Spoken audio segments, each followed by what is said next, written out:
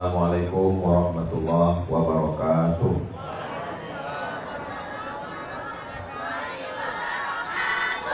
Anak raja menangkap balam, balam ditambat di tengah taman. Dari bunyi sambutan salam, nampaknya jamaah belum makan. Apa kabar semuanya? Sehat? Alhamdulillahirabbil alamin. Allahumma shalli ala sayyidina Muhammad wa ala ali sayyidina Muhammad. Semoga kita mendapatkan syafaat Nabi Muhammad SAW. Amin ya rabbal alamin. Ini hari libur, hari Ahad. Mestinya orang duduk di rumah menonton TV, menikmati kopi, teh dengan anak-anak, cucu, keluarga. Tapi malam ini malah Bapak Bupati, Bapak Ketua DPRD, Bapak Kapolres sudi hadir kemari. Mudah-mudahan beliau-beliau diberikan panjang umur, sehat badan, istiqomah iman dan Islam. Yang nama-nama dan jabatannya tidak saya sebutkan, saya mohon maaf. Kepala dinas, kepala badan, kepala kantor yang ada kepala maupun tidak berkepala. Hadirin hadirat, muslimin muslimat, mukminin mukminat, solihin solihat yang belum berbini dan belum bersunat. Semua yang hadir dimuliakan Allah Subhanahu wa taala. Amin ya rabbal alamin. Saya lahir tahun 1977 di Silau Laut. Tahun 1986 orang tua saya pindah ke Kisaran, Jalan Cokro, Gang Timah, depan stasiun kereta api. Maka tadi sore saya buat acara pertemuan dengan masyarakat Gang Timah. Hadir lebih kurang 200 orang di hotel tadi sore. Karena beberapa mereka mau datang ke Pekanbaru. Saya bilang jauh kali datang. Biarlah nanti kebetulan tanggal 9 pagi ada acara akad nikah anak Bang Idris di Medan. Jadi insya Allah sorenya nanti kita buat acara. Itulah tadi silaturahim dengan masyarakat Gang Timah. Tahun 86 itu saya memasukkan saya ke Madrasah Ibtidaiyah Darul Ulum. Di situ saya masuk kelas 3 Ibtidaiyah. Jadi Ustadz Samsul Qodri ini kakak kelas saya 2 kali. Pertama di Darul Ulum, kedua di Mesir. Bedanya saya di Ibtidaiyah, beliau di Sanawiyah Aliyah tamat dari Darul Ulum Kisaran. Tapi kemudian waktu itu Madrasah Ibtidaiyah itu bukan sekolah pokok. Artinya kalau tamat Ibtidaiyah tidak bisa masuk SMP waktu itu karena tidak diakui ijazahnya. Dan yang sekolah di situ pun anak-anak sore datang sekitar komplek perpajakan sama komplek Pemda itu. Bukan sekolah, mereka pagi sekolah SD, sedangkan saya tak ada sekolah SD. Ternyata setelah ditengok Pak Cik saya, rapor saya itu, saya udah tidak naik kelas 2 tahun. Jadi kata dia, ini bahaya kalau di sekolah ini, nanti tak bisa SMP dia. Akhirnya mak saya mengurus pindahlah ke Al-Wasliyah Kisaran, Jalan Mas Mansur, Ibu Rusdah Husein Kamal. Akhirnya saya tamat di situ tahun 1990. Mak saya pindah ke Riau tahun 88 pindah ke Riau, tapi dia setiap 6 bulan sekali balik ke Silau. 6 bulan sekali dia buat kenduri, dibelinya daging, dimasaknya rendang di Riau, habis itu dibawanya pulang buat kenduri dimakan Tuan Syekh. Sedekah. Tak banyak, paling yang diundangnya itu 10-20 orang, tapi rutin. Jadi setelah beliau meninggal tanggal 18 Maret 2019, itulah awalnya membuat yayasan wakaf Hajah Rohana Berbagi itu. Kenapa disebut wakaf? Karena memang sebagiannya wakaf dia. Berbagi karena hasilnya dibagi. Nah, jadi ketika dia berbagi dengan segala keterbatasannya, dia bukan pejabat, dia bukan pegawai, dia perempuan biasa, tapi 6 bulan sekali bisa dia datang. Ketika dia udah lanjut umur tua, meninggalnya umur 70. Tapi umur 68, 69 itu dia tetap datang. Adik saya bilang kami tak sanggup membawakan mak, kami sibuk. Saya bilang aku tak sanggup mak, aku penuh jadwalku. Maksudnya biar supaya dia jangan balik, karena dia udah tua. Pergi dia sendiri naik bis. Nah, jadi memang tak bisa dihalang keinginan dia untuk balik bersedekah itu. Itulah kenapa kami buat 1 bulan itu ada 1 plastik yang harganya 300.000, isinya beras, kemudian gula, minyak, teh, kopi, ikan sardin. Dan alhamdulillah 6 tahun masih berjalan dari sejak beliau wafat meninggal sampai sekarang. Awal-awalnya kita buat program rehab sekolah. Jadi beberapa sekolah yang kelasnya kurang baik kita rehabkan. Lama-lama saya berpikir, saya bilang ke kakak sepupu saya Saya bilang ini yang kita bangun ini sekolah orang. Kalau cerita pahala memang dapat pahala. Tapi kalau begini terus nanti kita tak punya sekolah. Maka waktu itu ada duit. Duit itulah membeli tanah yang di depan. Itulah awal cikal bakal sekolah. Akhirnya berdirilah TK Hajah Rohana, SD Hajah Rohana, dan kemudian SMP. Tapi kemudian sangat penuh, sesak, tak muat lagi yang di seberang sana. Akhirnya dapat iklan, rupanya ada jual tanah di sini. Akhirnya inilah pembebasan tanah, pagar keliling, bangun kelas. Mohon doa, mudah-mudahan berjalan lancar sehingga anak-anak kita nanti bisa lanjut TK, SD, SMP, sampai SMA. Mudah-mudahan bisa ke sekolah tinggi insya Allah. Karena saya pikir ceramah ini bagus, tapi ceramah ini kan keliling. Yang pendidikan yang kita rasakan manfaatnya itu adalah pendidikan formal, artinya dua-dua kita dapatkan. Itu kronologis asal cerita berdirinya Yayasan Pendidikan Hajah Rohana ini. Tidak pernah terpikir di kepala saya bahwa akan ada sekolah di kisaran, tak pernah. Waktu meninggal itu malam ketiga tahlil, datang waktu itu Pak Surya, Pak Edi Rahmayadi datang. Kata Pak Edi, rumah emak nih, nanti kalau Bapak pergi ke Silau, sebelum makam sebelah kanan ada rumah putih, rumah almarhumah emak saya. Kata Pak Edi, buat sekolah sini Pak Ustadz. Insya Allah Pak, tapi terlalu kecil. Dan sudah ada sekolah yang didirikan oleh Syekh Abdurrahman tahun 1937, sekolah An-Najah. Kita tak mau merusak sekolah yang udah ada. Lagi pula di kampung murid tidak terlalu banyak. Nah, jadi saya waktu itu cita-citanya cuma mau buat rumah Quran supaya pagi anak-anak sekolah di An-Najah, sore sama malam dia ngapal Quran. Itu sebetulnya. Tapi karena tanah itu kecil, ada tanah kosong kanan kiri, tapi orang juga mau buat rumah mengambil barokah Silau. Akhirnya gagal lah membuat. Akhirnya rumah umat itu sekarang jadi kantor Yayasan Wakaf Hajah Rohana Berbagi. Rupanya dibukakan Allah jalan. Di sana tidak jadi rumah Quran, tapi malah di sini jadi sekolah. Lebih dari yang pernah diinginkan, lebih dari pernah yang ingin dicita-citakan, tapi tidak pernah merasa puas insya Allah. Faiza faraghta fansab wa ila rabbika farghab. Jadi jadwal saya datang ke sekolah ini tidak pernah terjadwalkan. Jadi kalau kebetulan ada keluarga menikah, nah maka dimanfaatkan acara akad nikah pagi, sore, malam ke sini. Besok pagi kami jam 9 langsung ke Kuala Namu, pulang ke Pekanbaru. Kemudian kadang ziarah ke Silau, sempatkan buat acara di sini semalam, paginya baru pulang. Alhamdulillah pada kesempatan yang baik dan mulia ini kita bisa berkumpul. Mudah-mudahan silaturahim kita ini memanjangkan umur, memurahkan rezeki, menurunkan rahmat dan barokah dari Allah SWT. Amin ya rabbal alamin. Saya tidak buat program ceramah tabligh akbar. Tabligh akbar bisa ditonton di channel Ustadz Abdul Somad Official. Jangan lupa subscribe, like, share, and comment. Jadi saya buat Anda bertanya, UAS menjawab. Ada beberapa kertas pertanyaan yang bisa saya jawab, yang tak bisa nanti saya bawa pulang, dibuatkan videonya di Pekanbaru dan akan diupload. Di Pekanbaru kita juga buat sekolah TK, SD, SMP, aliyah, boarding, non boarding. Semua santrinya sekarang 590 anak. Tahun lalu kita terima 300, yang mendaftar 300, yang bisa diterima hanya 150 saja karena memang kita ada syarat-syarat dan ketentuan berlaku. Rupanya anak keponakan keluarga dari Pak Bupati ada bersekolah 2 siswa di sini dan tidak pernah sampai ke saya minta rekom luluskan anak-anak ini keluarga Bupati. Nah, baru malam inilah kita tahu. Mudah-mudahan dengan ini semakin kuatlah silaturahim kita insya Allah. Amin ya rabbal alamin. Baik, saya jawab beberapa pertanyaan. Ini saya jawab dulu. Habis jawab pertanyaan ini saya duduk sejenak karena kata panitia ada acara lelang, ada topi, ada tas UAS, ada rompi, ada baju kaos. Setelah itu nanti baru ditutup dengan doa. Begitu acaranya Kak? Ya, saya jawab dulu pertanyaan. Pertanyaannya, doa kunut apakah wajib? Saya lihat di beberapa masjid tidak pakai. Kunut ada terbagi kepada 2. Yang pertama namanya kunut nazilah. Kunut nazilah itu dibaca pada subuh, zuhur, asar, maghrib, isya, dan Jumat. Jangan heran nanti kalau ke Malaysia sama ke Brunei sampai hari ini mereka baca kunut nazilah. Kunutnya kemarin karena Covid. Jadi waktu musim Covid-19 itu baca kunut terus. Subuh, zuhur, asar, maghrib, isya, Jumat. Allahumma dafa'anal ghala wal waba wal fasha wal riba wal zina wal munkar. Nah, kunut.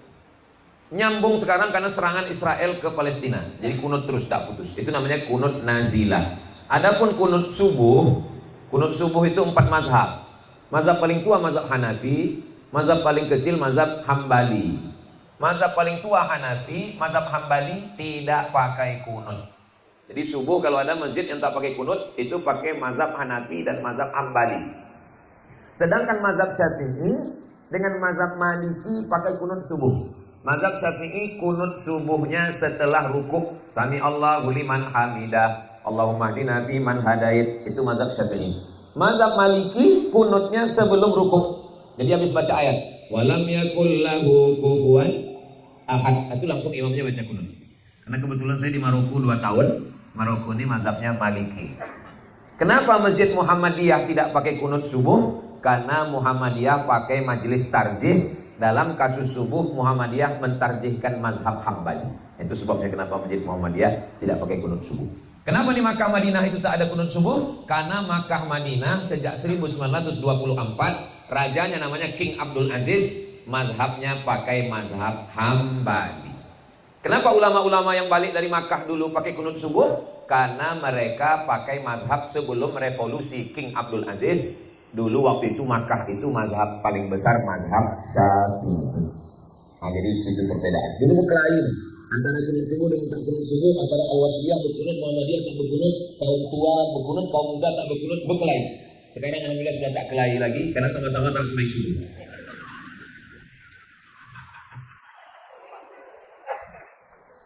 Jadi Ustadz sendiri mazhabnya apa?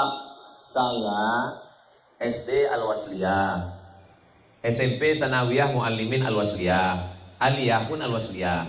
Di Al-Azhar kita suruh pilih mazhab. Nah, jadi waktu di Al-Azhar itu sebut nama rubai, nama itu 4, Abdul Somad bin Bakhtiar bin Yahya bin Ahmad Syah, 4. Habis itu tulis mazhab. Kalau kita fakultas syariah, mazhab Syafi'i. Jadi saya pakai mazhab Syafi'i, kunutnya pak, subuhnya pakai kunut sampai sekarang. Tapi saya pernah berceramah di Masjid Muhammadiyah 4 tahun. 4 tahun rutin saya ngisi pengajian di Masjid Muhammadiyah. Setiap saya disuruh sholat subuh jadi imam, saya tak mau. Saya pura-pura batuk. Karena kalau maju saya ke depan itu merusak Muhammadiyah. Jadi kalau disuruh maju, ya silakan aja imam yang udah tetap, imam tetap saya bilang. Karena saya tahu di Muhammadiyah mereka subuh tak pakai kunut. Nah, jadi kalau kita jadi makmum tinggal ikut imam aja. Kalau imamnya baca kunut, ya kita ikut kunut. Kalau imamnya tak baca kunut, kita tak usah ikut kunut. Nah, hukum kunut dalam mazhab Syafi'i dia masuk dalam sunat. Kalau tidak baca kunut maka dia sujud, namanya sujud sahwi karena lupa. Nah, jadi kalau kita di kisaran ada Masjid Al-Wasliyah, ada Masjid NU, ada Masjid kaum tua, ada Masjid kaum muda, ada Masjid Muhammadiyah, ikut aja imam. Yang paling selamat ikut imam. Ju'ilal imamu liutamma bih, imam itu diangkat untuk diikuti. Itu tentang kunut subuh. Saya dan seorang laki-laki yang umurnya di bawah saya 4 tahun sama-sama saling suka. Alhamdulillah, berarti perempuan suka sama laki-laki. Sekarang jadi tren laki-laki suka laki-laki. Mudah-mudahan Allah menyelamatkan anak-anak kita. Dan ingin menikah. Saya ingin dinikahi langsung supaya terhindar dari zina. Tapi ibu si laki-laki ini tak merestui anaknya menikah dengan saya. Saya menyukai laki-laki ini karena dia hafal Quran. Apa yang harus saya lakukan Pak Ustadz? Sentuhlah dia tepat di hatinya, dia akan jadi milikmu untuk selamanya. Nah, jadi besok pagi bawakanlah kain, bawakan baju, bubur kacang hijau, lontong sayur, lontong pecal. Berdoa, sholat hajat malam ini untuk ya Allah lembutkanlah hati ibunya selembut agar-agar. Tak ada yang mustahil. Innama amruhu iza arada syai'an ayakula lahu kun fayakun. Saya ketemu dengan bapak-bapak di Jakarta. Emak saya tak setuju dengan istri saya nih Pak Ustadz. Akhirnya saya menikah di Jakarta. Sekarang gimana Pak? Sekarang emak saya datang dari Sumatera, tidurnya sampai hari ini di rumah saya, dan dia lebih tahan tinggal dengan menantunya ini daripada dengan anak-anak perempuannya. Berbalik. Jangan terlalu benci, jangan terlalu suka. Karena benci dan suka tepatnya di hati, tipis setipis kulit bawang. Nah, jadi sholat hajat tiap malam, hajatnya mudah-mudahan dibukakan pintu hatinya. Jangan doakan mertua itu mati. Ini kadang orang ini tak suka, dia mati kan leok. Karena kita pun nanti akan punya anak dan akan punya calon menantu. Kalau kita doakan calon mertua kita mati, menantu kita pun begitu juga doanya. Nah, apa yang kita ucapkan itu berbalik ke kita. Nah, jadi doakan, insya Allah mudah-mudahan tak ada yang sulit, semua dimudahkan Allah Ta'ala. Bernazar, puasa sunat, berdoa, minta pada Allah, bersujud, di sujud terakhir. Hadisnya Sahih Muslim. Aqrabu ma yakunul abdu min rabbih wa huwa sajid. Yang paling dekat Allah adalah ketika bersujud, maka banyaklah doa waktu sujud. Bagaimana hukumnya saya sholat zuhur 2 kali dengan alasan pertama, saya tak ingin ketinggalan sholat di awal waktu di masjid sebagaimana perintah Nabi. Yang kedua, saya tanggung jawab melaksanakan sholat tugas sebagai imam di sekolah. Sholat zuhur dia di masjid, habis itu balik dia ke sekolah, dia sholat lagi di sekolah. Sholat yang pertama di masjid itu menggugurkan kewajiban. Sholat yang kedua itu mencari fadilah, dapat pahala. Pernahkah dilakukan Nabi? Sahabat Nabi pernah melakukan. Sahabat Nabi sholat dengan Nabi sekali. Habis selesai sholat dengan Nabi dia balik. Habis selesai sholat dengan Nabi, Nabi pulang ke rumahnya. Dia tetap duduk di masjid. Datang orang kampung. Orang kampung mau sholat, diminta dia jadi imam. Dia sholat sekali lagi. Jadi sholatnya 2 kali. Pertama sholat menggugurkan kewajiban. Yang kedua sholat untuk mencari pahala. Sholat yang kedua itu terhitung sebagai sholat sunnah. Jadi ibu-ibu, bapak-bapak, bapak yang kebetulan di rumahnya ada maknya, ayahnya udah tua tak bisa ke masjid, bapak sholat di masjid sekali. Maghrib, isya, habis itu balik ke rumah, sholat sekali lagi. Nah, sholat yang kedua itu untuk mencari fadilah, dapat pahala, boleh dilakukan. Apakah saya berdosa jika saya minta cerai karena suami saya sudah melakukan KDRT, kekerasan dalam rumah tangga? Saran saya, jangan cuma minta cerai, tapi lapor ke Pak Kapolres.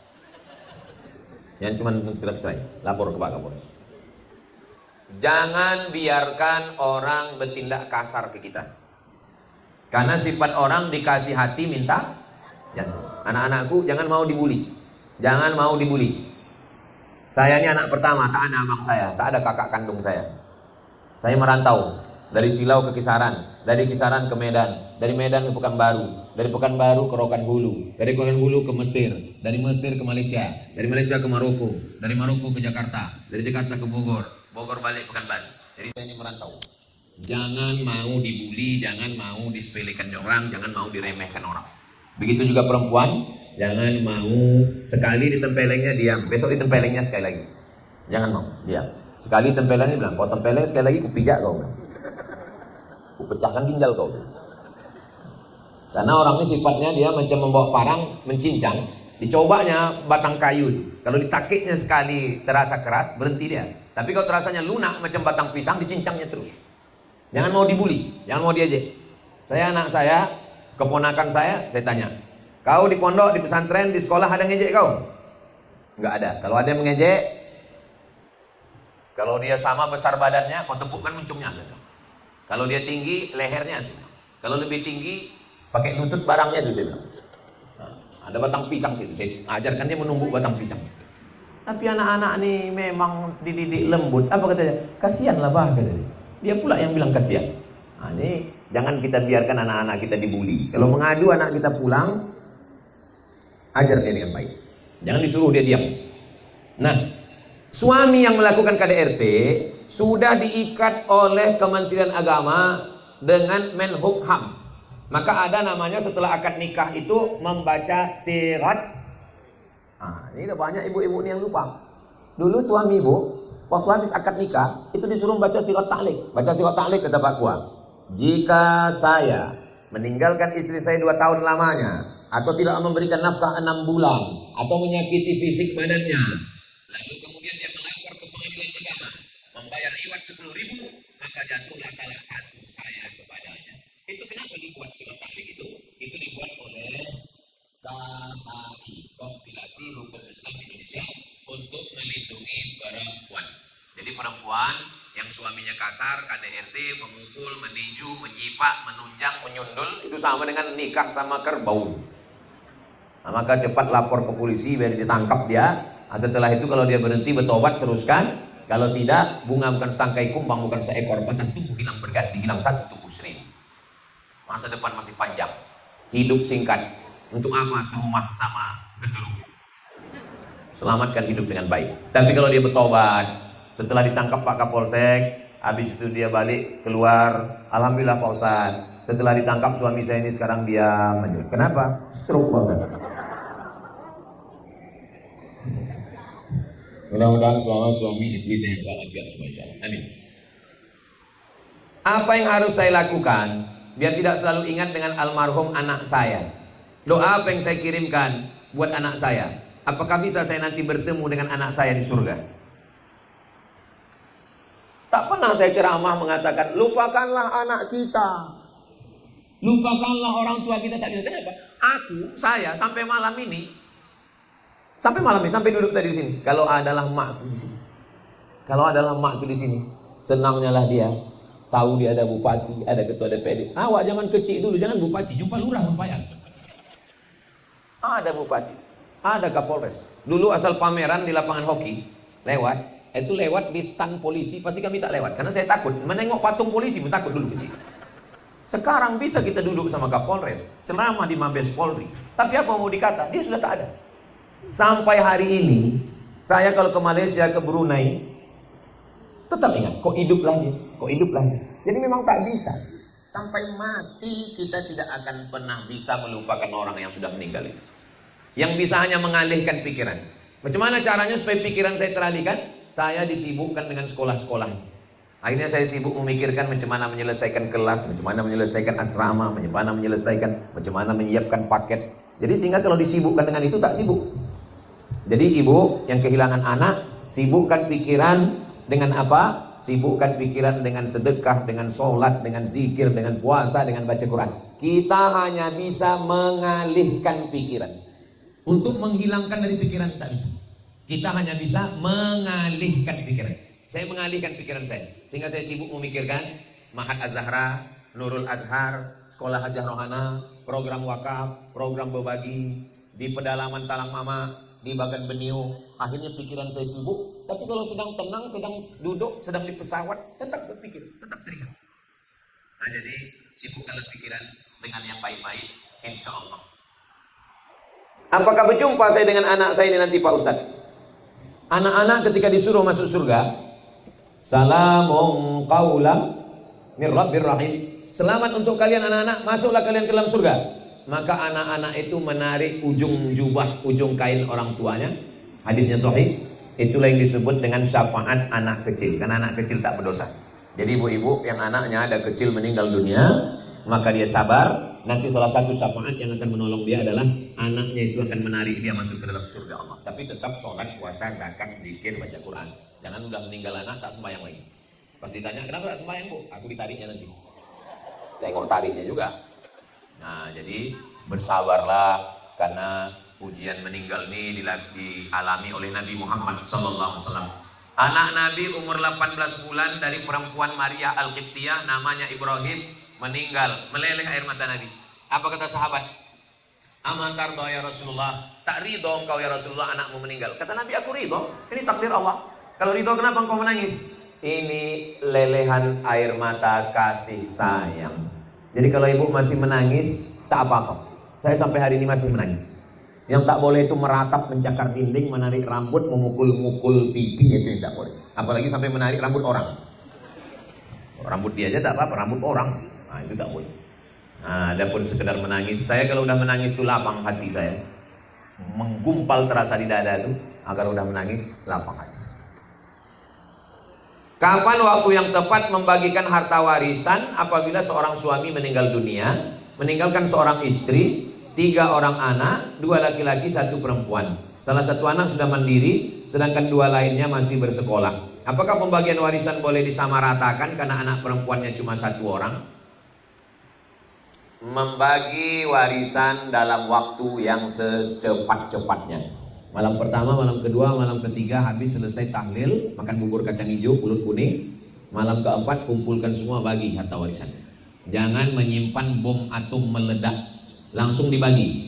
Jadi istri dapat berapa? Istri dapat 1/8 karena ada anak. Kalau tak ada anak, istri dapat 1/4. Jadi kalau peninggalan hartanya 1 miliar, istri dapat 125 juta. 875 dibagi kepada anak-anak. Anak laki-laki 2 kali bagian anak perempuan. Lidzakari mislu hadzil unsayain. Habis. Dah, selesai.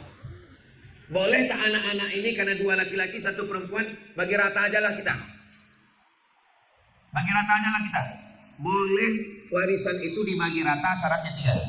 Yang pertama, semua ahli waris itu sudah akil baligh. Kalau ada 1 anak kecil tak boleh.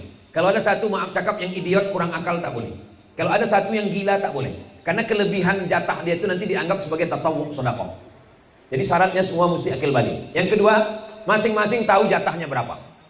Yang ketiga, yang jatahnya berlebih itu terhitung sebagai sedekah, dia ikhlaskan, jangan dia ungkit-ungkit, jangan dia ungkap-ungkap. Nah, jadi sebelum dibagi rata, bagi kasih tahu dulu.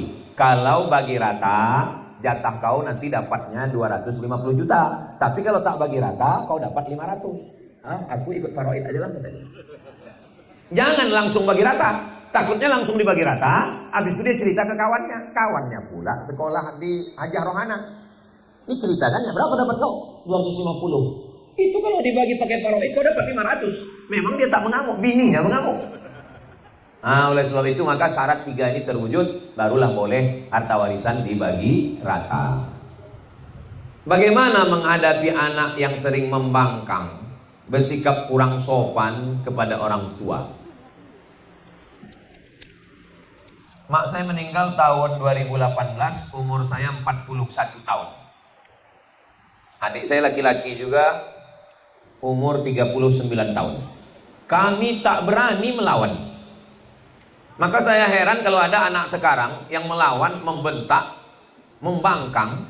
Ini berarti dari kecil telonjak-lonjak, sudah besar terbawa-bawa, sudah tua terubah. Tidak. Anak-anak ini jangan dibiarkan. Anak saya kecil, Sami umur 4 tahun. Tadi masuk ke hotel, menangis. Nggak mau hotel kayak gini, kecil kali, mau TV yang besar, mau kamar besar. Mau disamakan sama hotel Marriott di Medan. Saya bilang, aku bilang, 2 tahun aku ditinggal di kisaran ini, tahun 98 sampai 96 sampai 98, tak pernah aku tinggal di hotel sekalipun. Kau, inilah hotel paling bagus. Diam deh, paham deh. Jadi jangan kita anak ini, biarlah masih kecil, nggak apa-apa itu, nggak apa-apa. Itulah yang membuat dia kurang ajar itu. Kasih tahu dia, aku bilang, kedudukan, aku 2 tahun aku tinggal di kisaran ini, tak pernah aku tinggal di hotel sekalipun. Kau masih kecil, udah di hotel begini ada kamar, bagus, apalagi menangis. Paham ya, diam dia. Ini anak-anak ini kita pahamkan.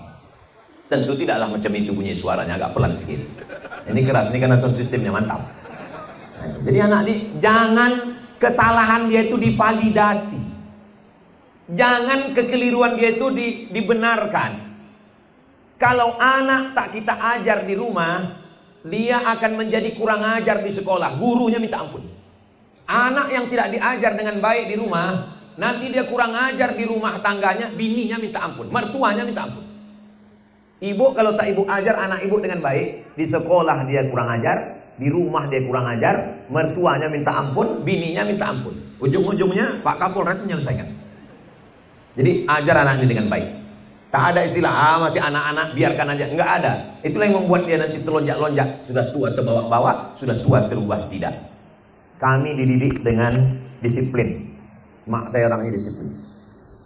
Kau kalau mau sekolah ke Mesir kau sekolahkan. Tapi kalau kau tak mau sekolah, bebini kau belikan kau kebun sawit. Mau bebini apa mau sekolah? Sekolah mak, pergi sekolah. Jadi kami disuruh pilihan. Dan kita disuruh bertanggung jawab terhadap pilihan kita. Anak-anak ini begitu juga. Datang jamaah. Ustaz, anakku ini nggak tahu entah cemana lah begitu, begini, begitu, begono. Akhirnya saya bilang, nanti aku habis sholat Jumat ada waktu kita ke rumah makan. Pergilah kami ke rumah makan. Rumah makan samping masjid. Habis sholat masjid. Rumah makan ini bahaya pula. Nama rumah makannya rumah makan bini kedua. Sempat kita ditelepon orang rumah, di mana bang? Bini kedua katanya. Saya takut juga itu. Ada di Pekanbaru, nanti kutunjukkan kalau mau makan. Pas kami sedang duduk di situ, datanglah anaknya. Ini anak yang tak mau sekolah tuh, iya. Kau mau, saya pakai jurus mak saya dulu. Kau mau sekolah mau berbini, saya bilang. Kalau kau mau sekolah, kuantar kau mau kemana sekolah. Mau ke IU Islamic International University, aku mengantar. Mau ke Mesir, aku mengantar. Mau ke Australia, kuantar kau sekolah. Tapi kalau kau mau berbini, anak siapa? Aku pinangkan. Habis itu, kau mau kemana? Bilang. Aku mau sekolah Pak Ustaz. Sekolah di mana? Saya mau ke Politeknik Kaltek. Saya tanya, maunya dia? Entah sama Ustaz mau, sama aku tak mau. Jadi komunikasi kita dengan anak-anak mesti jelas, mesti baik, mesti benar. Tapi doa juga luar biasa. Doa silahul mu'min. Malam sembahyang tahajud, malam sembahyang hajat, khusus untuk anak. Sholli sunnatul hajat.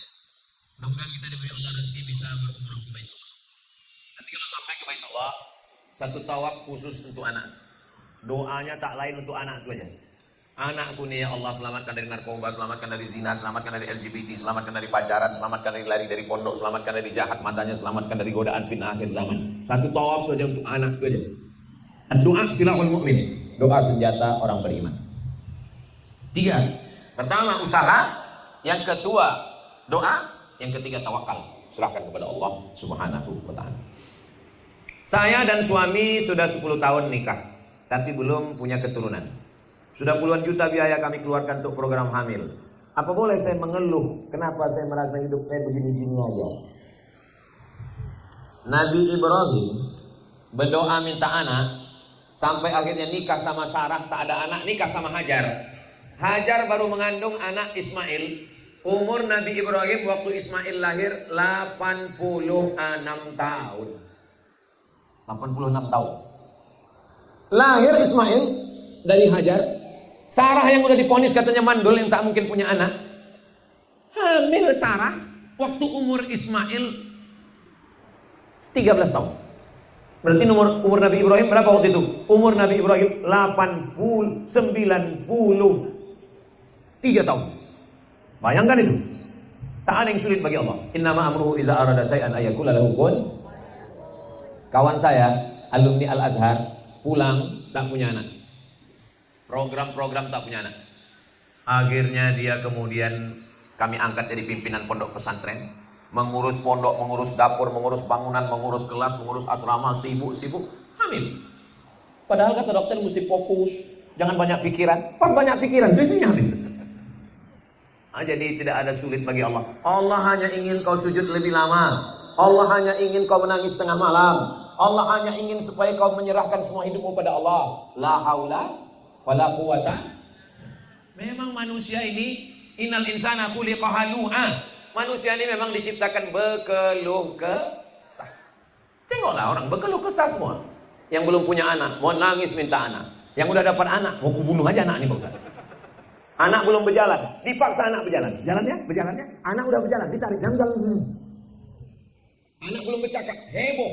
Anak terlambat bercakap, anak udah pandai bercakap, disuruh berhenti bercakap. Memang manusia ini berkeluh kesah dari sejak zaman. Yang udah nikah mau lajang pula. Yang lajang mau nikah. Intinya manusia ini berkeluh kesah. Hidup yang paling indah adalah menjalani hidup, berusaha, berikhtiar, bertawakal, serahkan pada Allah Subhanahu wa taala. Saya berusaha.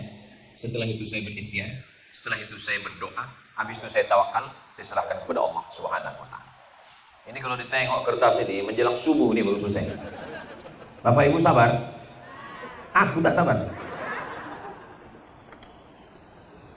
Ada orang tua yang menjadi ujian bagi kita. Adakah orang tua yang menjadi ujian bagi kita? Saya sudah berumah tangga. Kami tinggal di rumah orang tua. Saya dan suami sudah izin baik-baik dengan orang tua untuk tinggal mandiri. Tapi tidak diizinkan orang tua saya dengan alasan rumah itu untuk saya. Karena saya anak paling kecil. Sudah kami kasih pengertian tapi tak diizinkan juga. Saya harus bagaimana? Apakah saya tetap pergi saja dengan suami, tetap dengan orang tua, tidak ridho? Kebetulan kami belum dikasih keturunan. Saya harus tetap tinggal tapi hati saya tiap hari merasa dongkol, makin banyak dosa. Karena saya dan mama saya juga tak begitu akur. Saya bilang ke istri saya, nanti kalau anak kita ini udah besar, dia nikah, biarlah dia habis nikah itu tinggal di rumah. Tak apa-apa dia buat rumah kecil asal dia mandiri depan sana. Kenapa? Supaya dia bisa menata kehidupan dia. Apa alasannya lagi? Supaya kita tak menggendong cucu kita. Sudahlah dulu tak sempat sembahyang gara-gara dia, udah tua tak juga bisa lagi wirid yasin gara-gara cucu. Jadi biarkanlah dia di rumah dia mandiri. Ini bagi orang tua.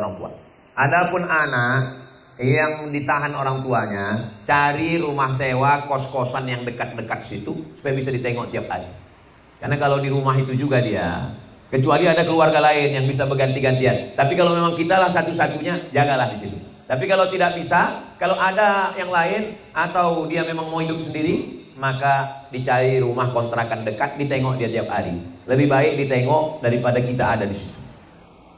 Saya bilang sama mak saya, "Mak, nanti kalau rumah ini siap, mak tinggal di sini. Yang banyak gambar di internet rumah omak itu saya bilang, nanti kalau rumah ini siap, mak tinggal di sini. Kau di mana tinggal? Aku cari rumah-rumah perumnas kecil yang ada di situ. Aku sama biniku di situ nanti. Kenapa kau tak mau serumah sama aku? Kalau aku serumah sama mak, nanti mak merasa menumpang. Biniku yang punya rumah. Tapi kalau emak yang tinggal di rumah ini, emaklah permaisuri rajanya. Sedangkan kami tamu yang akan datang bertamu, emak pemilik rumahnya. Senyum dia. Itu terjadi pada hari Sabtu, tanggal 16 Maret 2019. Hari Ahad saya pergi ke Madura, hari Senin pagi dia meninggal dunia. Itu maka rumah emak itu tak saya tempati. Rumah saya tetap dengan janji saya, aku akan mencari rumah kecil dekat sini. Supaya apa? Anak-anak saya pun nanti saya didik macam itu. Supaya dia tak durhaka kepada saya pun tidak sakit hati pada dia. Tapi masalah menjaga orang tua, saya menjaga orang tua dari sejak 2008 balik dari Maroko sampai dia meninggal 2019. 11 tahun. Kunci menjaga orang tua ini tak banyak-banyak, 3 saja. Tak usah banyak-banyak, 3. Kunci pertama, diam. Yang kedua, diam. Yang ketiga, diam. Insya Allah selamat. Udah saya amalkan, selamat. Saya ditanya orang, apalah amalan Ustaz? Apalah zikir Ustaz? Apalah bacaan Ustaz? Tak ada. Amalanku cuma satu aja, diam, diam, diam. Apa mau dia aku kasih. Yang penting jangan melawan. Sekali kita lukai hatinya, meleleh air matanya, berenang kita dalam penderitaan, takkan pernah mencium kebahagiaan. Ingat cakap saya. Maka senangkan orang tua, bahagiakan dia, pandai-pandai, insya Allah selamat dunia akhirat, insya Allah. Saya seorang janda, suami saya meninggal 5 tahun yang lalu. Kami tak punya anak. Rumah saya tempati dulu rumah KPR atas nama suami. Tapi setelah suami meninggal, rumah itu lunas. Sekarang saya menikah lagi sudah 2 tahun. Baru seminggu setelah menikah, keluarga almarhum suami datang menuntut warisan dan meminta saya keluar dari rumah itu. Padahal saya tak punya uang dan rumah itu belum laku dijual. Mereka bahkan mengancam membawa masalah ini ke jalur hukum. Bagaimana seharusnya saya bersikap, Pak Ustadz? Apakah mereka berhak atas rumah itu? Sedangkan keluarga almarhum tidak pernah ikut membayar rumah itu. Jangan kemana-mana, kita lanjutkan setelah yang satu ini. Pertama, harta dibagi 2. Yang dapat setelah menikah, harta dibagi 2. Namanya gono gini. Apa arti gono gini? Kau begono, aku begini. Kalau rumah itu harganya 1 miliar, didapat setelah menikah, maka dibagi 2. 500 juta untuk ibu, 500 juta untuk almarhum. Dah, ibu dapat 500. Lalu rumah itu dihargai 1 miliar, 500 juta untuk ibu, 500 juta untuk almarhum. Yang 500 juta untuk almarhum itu dibagi lagi. Ibu dapat 1/8. 1/8 dari 500? 62 sekian. Jadi ibu dapat 500 juta, 620 juta, 500 ribu. Bilang sama keluarga suami, kalau kalian mau mengambil rumah itu ambillah, tapi jatahku kasih. Aku di situ punya jatah 2. Pertama jatah gono gini, kedua jatah istri. Maka kasihkan ke aku. Karena ini tidak punya anak, maka tidak punya anak jatahnya 1/4. Lebih banyak lagi. 500 juta 1/4, 125. 500 tambah 125, 625. Kasih tahu sama keluarga suami. Keluarga suami, kalau kau mau ambil rumah perumnas ini, ambillah, juallah, tapi keluarkan jatahku. Jatahku 2. Pertama gono gini 500, kedua jatah aku sebagai istri tak ada anak 125. Maka aku dapat 625. Kalian cuma dapat 475. Mari duit. Kalau kalian ancam-ancam aku, ingat, aku lapor ke Pak Kapolres. Pokoknya ujung-ujungnya Pak Kapolres. Negara kita negara hukum. Jangan diam kalau diancam orang. Diajak orang jangan diam. Tapi kita tahu hukumnya. Kalau kalian mau jual, jual. Tapi jatahku kalian keluarkan. Kalau kalian mau bayar, bayar. Kalau kalian mau aku membayar, aku tak ada duit sekarang. Kata dia kami mau jual, mau cepat. Buat iklan. Buat iklan. Rumah 1M. Jual. Tapi nanti kasih jatahku 625 juta. Jelas? Dari bunyinya tak jelas nampak ini. Apa hukum tentang illat, alasan menentukan hukum syara? Dan bagaimana cara menentukannya? Ganja, sabu-sabu, koplo, rohypnol, pil anjing gila. Apa lagi? Nanti saya sebutkan semua, curiga pula orang ini, jangan-jangan memakai juga Ustaz. Itu tak ada dalam Quran. Bukalah Quran dari Al-Fatihah sampai ke An-Nas, bukalah kitab hadis Sahih Bukhari, Sahih Muslim, tak ada. Tak ada bunyi ayat ya ayyuhalladzina amanu ijtanibu sabu-sabu. Tak ada. Lalu dari mana dasar pengambilan hukum sabu-sabu itu haram? Dari illatnya. Kenapa? Karena qiyas menetapkan sesuatu yang belum ada hukumnya sabu-sabu kepada sesuatu yang sudah ada hukumnya khamar, dengan melihat illat titik persamaannya, memabukkan, menghilangkan akal, tua. Diambil air nira, dimasukkan ragi, fermentasi, bebuih, minum, mabuk, haram. Apa sebabnya? Karena menghilangkan akal. Buah kecubung dimakan, habis dimakan terbang ke awan. Naik ke lantai 100, macam awan di bawah, terbang, mati. Menengok titik persamaan, itu itulah sebab illat, sebab hukum itu datang. Jadi kalau ada orang mengatakan marilah kita berpegang hanya kepada Quran dan Sunnah saja, menyesatkan. Karena dasar pengambilan hukum Islam 10, Quran, hadis, ijma, qiyas, syar'u man qablana, saddu zara'i, qaulus sahabi, istihsan, istishab, urf. Bukan Quran dan Sunnah. Karena Quran hukum global, Sunnah penjelasan, tapi di sana ada ijma, konsensus kesepakatan, dan di sana ada pula qiyas, analogi, menetapkan suatu hukum berdasarkan illat, sebab. Saya mau bertanya, kita sholat tapi kita tak khusyuk, apakah sholat kita diterima? Sebagian ulama bilang pas saya sholat Jumat, kalau kita sholat tidak khusyuk percuma kita sholat. Anak TK pun bisa sholat. Dan saya mikir daripada sholat tidak khusyuk mending tak sholat. Tolong Ustadz pencerahannya. Sholat itu tidak bisa habis nengok handphone ujuk-ujuk, habis nonton bola Manchester United, Liverpool langsung Allahu Akbar, terbayang-bayang bola itu. Jadi macam mana khusyuk itu? Macam main bola, pemanasan dulu. Pemanasannya dari sejak kapan? Dari mulai mendengar azan. Allahu Akbar, Allahu Akbar, Allahu Akbar, Allahu Akbar. Asyhadu an la ilaha illallah, asyhadu an la ilaha illallah. Menjawab azan, jangan bercakap. Sampai akhirnya tutup dengan doa wasilah. Allahumma rabb hadhihi da'wati tammah wa salatil qa'imah ati sayyidina Muhammadan al-wasilah wal fadilah wasyarafa wa darajatal 'aliyatar rafi'ah wa ba'athullahu maqamahu alladhi wa'ata innaka la tukhliful mi'ad. Wudu. Waktu mengambil air menyiram muka, dosa keluar dari biji mata. Waktu air menyiram tangan, dosa keluar dari celah-celah jari tangan. Waktu air mengusap kepala, dosa keluar sampai ke lubang telinga. Waktu air menyiram kaki, keluar dosa dari celah-celah kuku kaki. Hadis riwayat Sunan Ibni Majah. Setelah itu berdoa, Allahumma ja'alni minat tawabin, wa ja'alni minal mutatahhirin, wa ja'alni min ibadikas shalihin. Tengok, hati sudah dihadirkan dari sejak wudu, menjawab azan, barulah kemudian menghadap Allah. Niat dipasang dalam takbiratul ihram. 5 dalam niat itu dipasang dalam takbiratul ihram. Salatnya salat apa? Zuhur. Fardu apa sunat? Fardu. Berapa rakaat? 4. Ada apa qadha? Adaan. Imam atau makmum? Makmuman. 5 itu dipasang dalam takbiratul ihram. Dari A sampai bar.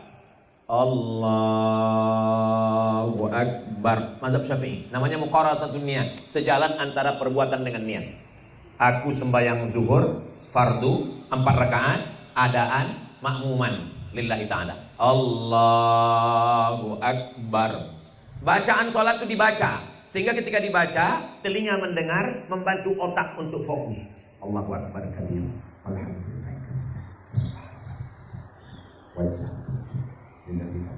Ini banyak orang sekarang sholat mulutnya diam. Tuk tuk tuk tuk tuk tuk tuk tuk. Sembahyang apa ini? Fatihah itu paling tidak 7 napas. Bismillahirrahmanirrahim. Alhamdulillahirabbil alamin. Ar-Rahmanirrahim. 7 napas. Tapi kalau ada orang 1 napas, sah. Bismillahirrahmanirrahim. Alhamdulillahirabbil alamin. Ar-Rahmanirrahim. Maliki yaumiddin. Iyyaka na'budu wa iyyaka nasta'in. Ihdinas siratal mustaqim. Shiratal ladzina an'amta 'alaihim ghairil maghdubi 'alaihim waladdallin. Amin. Masih masuk akal. Tapi iftitah Fatihah ayat 1 napas. Bukan mazhab Maliki, bukan mazhab Hanafi, bukan mazhab Syafi'i, bukan mazhab Hambali. Mazhab apa itu? Mazhab Valentino Rossi. Iftitah itu paling tidak 4 napas. Allahu akbar kabira walhamdulillahi katsira wa subhanallahi bukratan wa asila. Wajjahtu wajhiya alladhi fatara as-samawati wal arda hanifan musliman wa ma ana minal musyrikin. Inna salati wa nusuki wa mahyaya wa mamati lillahi rabbil alamin. La syarika lahu wa bidzalika umirtu wa ana minal muslimin. Al-Fatihah senafas, qul hu senafas. Qul huwallahu ahad, Allahus samad, lam yalid wa lam yulad wa lam yakul lahu kufuwan ahad. Allahu akbar. Subhana rabbiyal azim wa bihamdihi, subhana rabbiyal azim wa bihamdihi. Sami Allahu liman hamidah. Rabbana lakal hamdu mil'us samawati wa mil'ul ardi wa mil'u ma syi'ta min syai'in ba'd. Allahu akbar. Subhana rabbiyal a'la wa bihamdihi, subhana rabbiyal a'la wa bihamdihi. Khusyuk insyaallah. Pakai jurus yang saya cakapkan ini khusyuk insyaallah. Berdoa antara dua sujud, 8 permohonan. Rabbighfirli warhamni wajibni warfa'ni warzuqni wahdini wa'afini wa'afani. Ini sekarang banyak orang sholat macam dapat bakwan panas. Cuman takbir itu dibaca dia. Allahu akbar. Sami Allahu liman. Salat itu macam meniti pematang di tengah sawah tanah liat sambil memikul padi. Kadang-kadang tergelincir ke kanan naik balik, kadang-kadang terpeleset ke kiri naik balik. Begitulah kita menjaga salat ini. Jangan tergelincir masuk ke parit sempat buat nangkap ikan.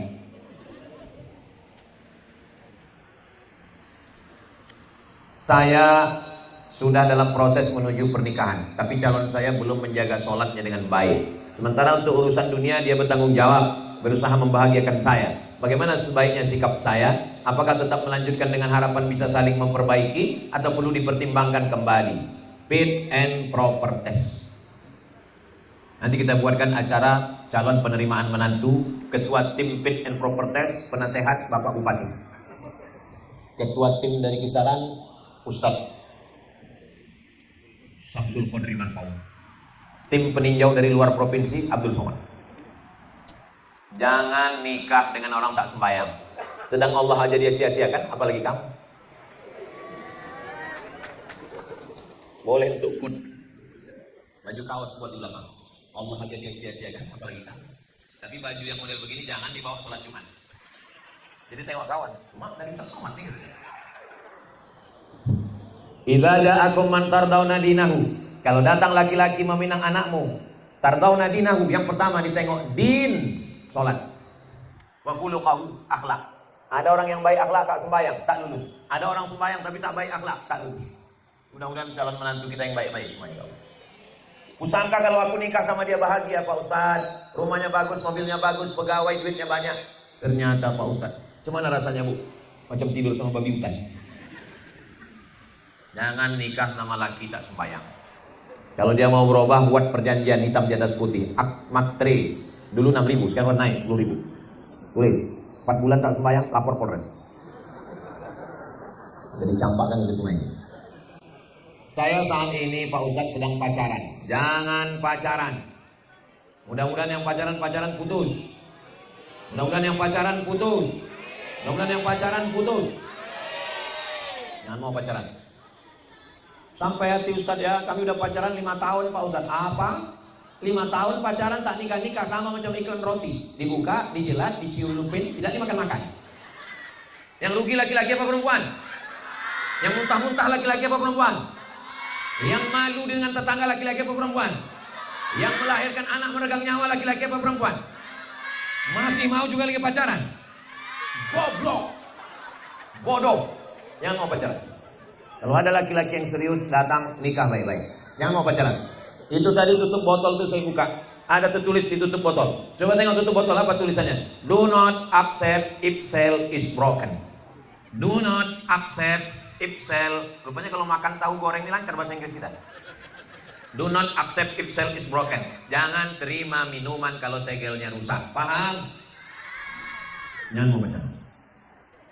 Buatkan nanti Ibu Ketua Yayasan buatkan stiker, dibagikan ke jalan itu. Stikernya buat say no to bonceng. Katakan tidak pada bonceng. Iya Pak Ustadz, tapi pacaran kami ini pacaran syariah. Panggilannya ya akhi ya ukhti. Bulan kedua ya abi ya umi. Bulan ketiga ya almarhum ya almarhumah. La talbisul haqqa bil batil. Jangan campur adukkan yang hak dengan yang jangan campur. Aku melihat kalian sebagai anakku. Walaupun anakku tiganya laki-laki, tak ada anak perempuan. Saya melihat kalian sebagai anakku. Jangan mau pacaran, rusak kan. Ustaz Somad kan pernah juga muda ya. Waktu di Mesir dulu masa Ustaz tak ada pacaran. Saya di Mesir 4 tahun. 98, 99, 2000, 2001, 2002. 4 tahun di Mesir tidak pernah pacaran. Kenapa? Tak dapat. Kenapa tak dapat? Karena waktu itu sedang krisis moneter. Kami dapat bantuan dari orang Mesir. Yang menyusun bantuannya, daftar bantuan yang dapat beras, yang dapat minyak, yang dapat gula, mesti dekat dengan orang yang ngasih bantuan ini. Yang ngasih bantuan ini orang Mesir, yang menyalurkannya namanya Samsul Qadri Marpau. Saya dapat karena sama-sama dari Kisaran. Ada unsur KKN juga waktu itu. Yang masuk ke nama saya Ustadz Sulhanuddin Batubar. Beliau masuk ke nama saya ke Bang Samsul. Saya dapat. Ini kalau didengar sama kawan yang lain, patut kau dapat dulu ya. Saya sadar kalau pacaran itu dilarang. Saya sudah berusaha bertobat dari dosa pacaran dan saya ingin segera menikahinya. Tapi saat ini saya lagi terlilit utang.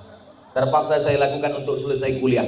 Saat ini saya kesulitan untuk membayarnya, sehingga saya belum bisa segera menikahi pacar saya. Apa yang harus saya lakukan Pak Ustadz agar saya bisa terbebas dari utang riba dan bisa menikah? Berusaha, bekerja, bayar utang. Mudah-mudahan selama kau bekerja itu dia tak dipinang orang. Kalau dia dipinang orang, jangan putus asa, jangan patah hati. Berarti rencana Allah jauh lebih indah. Allah sudah menyiapkan perempuan yang lebih tinggi, yang lebih cantik, yang lebih putih, yang lebih mancung, yang lebih kaya. Cuman belum nampak. Mesti husnuzon kepada Allah. Berdoa sama Allah, jangan paksa Allah. Berikan aku yang terbaik ya Allah. Ini sekarang banyak orang masalah jodoh ini maksa Allah. Ya Allah, aku suka sama dia. Kalau memang dia belum ada jodoh, jadikan aku jodohnya. Kalau dia sudah punya jodoh, matikan jodohnya. Apa doa kau ini? Saya merasa berdosa karena masih sering teringat dan menyayangi mantan kekasih yang sudah menjadi suami orang. Pertanyaan ini terkait dengan kertas yang sebelumnya.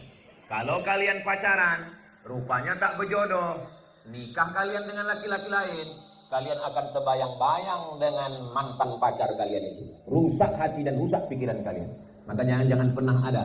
Kenapa? Karena datanglah setan. Alladzi waswisu fi sudurin nas minal jinnati. Apakah perasaan ini haram Pak Ustaz? Buang gambarnya, buang fotonya, hilangkan dia dari Instagram, Telegram, kilogram, miligram. Buang dia dari Facebook, buang dia dari TikTok. Tak bisa dibuang, buat akun baru. Buang semua yang pernah dia kasih hadiah, gelang, cincin, anting semuanya. Kalau bingung mau buang kemana, serahkan ke ketua yayasan. Dan dibelikan ke semen 2 sak. Habis itu berdoa sama Allah, bersihkan pikiranku dari semua maksiat ini ya Allah. Minta tolong kepada Allah Subhanahu wa taala. Tak juga hilang, dimandikan pakai air ruqyah. Tak juga hilang, terjun ke sungai. Insya Allah bukan cuma bayangan dia hilang, kau hilang sekalian.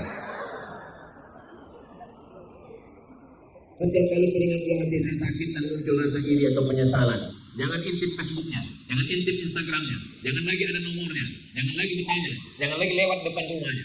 Hilangkan semua. Begitu sama Allah supaya dimudahkan Allah. Sibukkan pikiran dengan amal ibadah, sibukkan pikiran dengan masa depan, sibukkan. Begitu dia datang, hilangkan semua.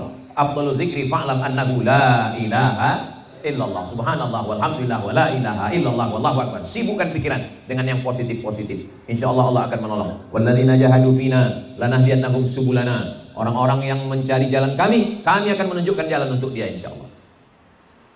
Kenapa tak habis-habis kertasnya? Sudah hampir sejam. Salah satu rukun Islam naik haji. Jika orang kaya itu kan mampu naik haji, tapi dia belum berangkat haji, padahal dia mampu. Apakah emang iya Ustadz kita haji itu harus dapat panggilan dulu dari Allah sehingga kita bisa bergerak untuk berangkat haji? Ada duit, store ONH, berangkat tak berangkat itu urusan Allah Subhanahu wa taala. Berapa banyak orang kaya sudah store, sudah kenduri, pas mau berangkat batuk mati. Berapa banyak orang tidak ada duit berangkat. Siapa contohnya orang tak ada duit berangkat? Saya tak ada duit. Saya tinggal di rumah mak angkat saya, Kepala Dinas DLL AJR Sumatera Utara, almarhum Ayahanda Haji Hashim NT. Tahun 1992, dia berangkat, anaknya berangkat, menantunya berangkat, semua berangkat. Panggilnya saya, Somad, ya Umi, kami semua berangkat, kau berani di rumahnya? Aku takut pulang. Berani kau di rumahnya? Aku takut pulang. Jadi kalau gitu berangkat? Iyalah pulang. Waktu itu ongkos ONH 7 juta. Ayolah kita pergi ke bank, bayar BNI, berangkat. Kelas 2 SMP saya berangkat haji.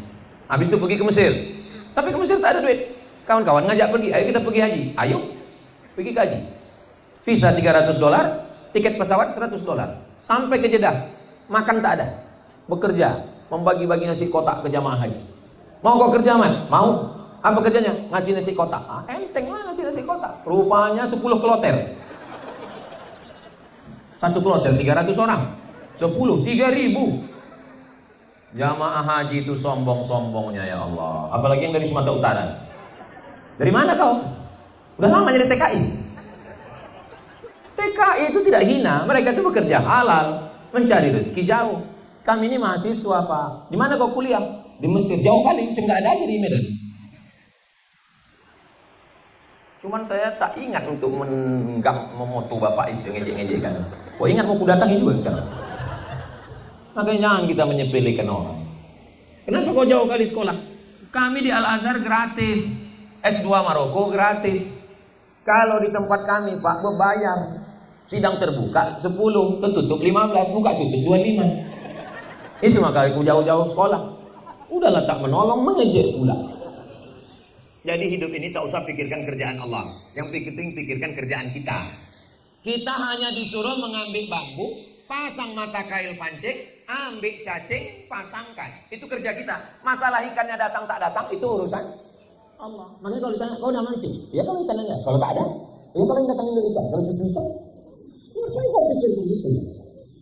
Kau bekerja dapat duit, bayar kawin. Masalah berangkat tak berangkat urusan Allah. Kalau kau udah bayar, kau udah niat, kau tak berangkat, kau tidak dapat pahala haji. Tapi kalau kau pikir, kau kenapa tak berangkat? Belum ada panggilan. Lama-lama panggil juga, cuman malaikat maut yang manggil. Jangan pikirkan urusan Allah, pikirkan urusanmu saja. Apakah ziarah ke kuburan orang tua hukumnya wajib? Apakah ziarah ke kuburan orang tua itu hukumnya wajib? Kuntu nahaitukum an ziaratil kubur. Aku melarang kamu ziarah kubur. Tak boleh ziarah kubur. Karena dulu orang ziarah kubur itu untuk membangga-banggakan yang dikubur. Hai orang yang tak mati-mati waktu perang. Hai orang yang menang terus waktu perang. Alhaakumut takasur hatta zurtumul maqabir. Tapi ketika ziarah kubur itu tujuannya 3. Pertama, tudmi'ul ain, melelehkan air mata. Ketiga, turiqul qulub, melembutkan hati. Keempat, tazkiratan lil maut, mengingat mati. Ingat mati, lembut hati, menetes air mata. Maka ziarah kubur itu wajib. Wajib. Ziarah kubur itu sunnah. Sunnah, mengikuti sunnah Rasulullah SAW. Kalau wajib berarti ditinggalkan haram. Kalau sunnah berarti ditinggalkan makruh. Maka kita melaksanakan ziarah kubur dengan niat berbakti kepada orang tua. Saya membawa anak saya, istri saya, keponakan saya ziarah kubur. Lalu saya bilang, sebagaimana aku menziarahi emakku, ayahku, begitu juga lah kalian nanti membawa anak kalian menziarahi aku. Supaya apa? Supaya berkirim doa, supaya berbakti kepada orang tua. Kertas terakhir. Saya punya anak laki-laki dan anak laki-laki saya melihat foto saya ketika saya belum menikah dan fotonya tidak berjilbab. Sementara kan pada waktu itu foto saya belum ada ikatan darah sama anak saya. Nah, apakah itu hukumnya Pak Ustadz? Ini bukan pertanyaan, dia mau ngetes saya. Anaknya kan mau nengok foto dia. Fotonya itu tahun 80. Waktu itu anaknya itu kan belum lahir. Kata dia anaknya ini tak mahram dengan dia waktu itu. Nah sekarang anak ini kan sudah jadi anak dia, menengok gambar dia. Apakah haram anaknya itu menengok rambutnya itu? Tidak. Kenapa? Karena anak itu sudah ditetapkan menjadi anak dia khamsin alfasanah 50.000 tahun qabla an yakhluqas samawati wal ard, sebelum Allah menciptakan langit dan bumi. Sebelum Allah menciptakan langit, sebelum Allah menciptakan bumi, Allah menciptakan qalam. Allah bersumpah nun wal qalam, demi qalam, demi pena. Lalu kemudian pena itu menulis, lalu kemudian tertulislah bahwa dia ditakdirkan Allah masuk ke rahim engkau. Inna ahadakum yujma'u khalquhu fi batni ummihi 40 yawman nutfah, 40 hari dalam bentuk sperma. Tsumma yakunu 'alaqatan mithla dzalik, 40 hari dalam bentuk darah. Tsumma yakunu mudghatan mithla dzalik, 40 hari dalam bentuk daging. 40 air, 40 hari darah, 40 hari daging. 120 hari datang malaikat membawa ruh. Ruh itu lalu kemudian dimasukkan ke dalam perut ibu orang pisaran. Dimasukkan ke dalam perut orang Amerika. Itu bukan kemauan kita. Ruh itu tidak pernah meminta ibu jadi emaknya, dan ibu tidak pernah meminta anak itu jadi anak ibu. Itu adalah ketetapan Allah Subhanahu wa ta'ala. Maka dia boleh menengok gambar emaknya itu.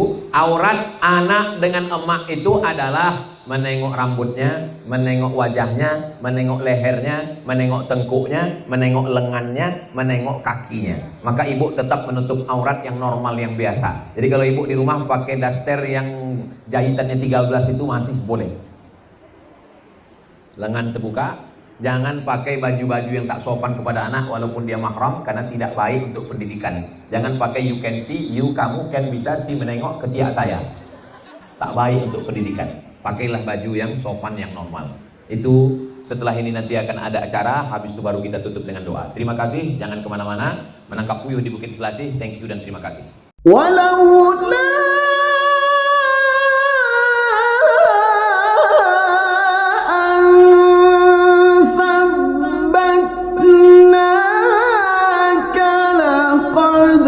كدت